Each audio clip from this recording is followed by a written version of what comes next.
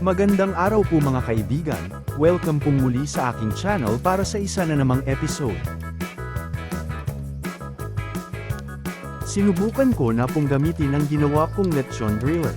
Sa previous na mga episodes ay naibahagi ko ang paggawa nitong lechon driller, simpleng DIY lang po ito.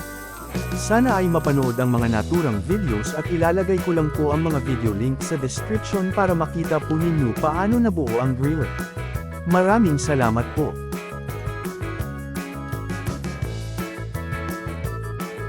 Disclaimer lang po na hindi po kami expert sa paglelechon ng baboy, ginawa ko lang po itong portable griller bilang pang-personal na gamit lang, ngayon ay nasubukan na rin namin ito at hindi na kami mapapagod sa pag-ikot o wala ng manpower, enjoy lang po sa panunood.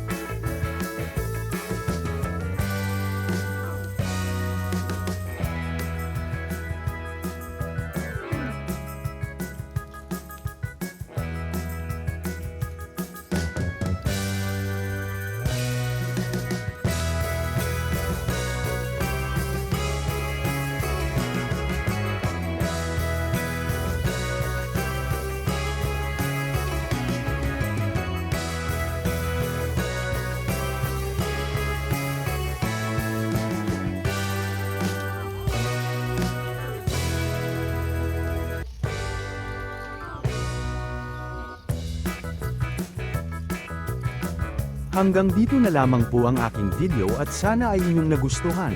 Maraming salamat sa panunood at mabuhay po kayo mga kaibigan.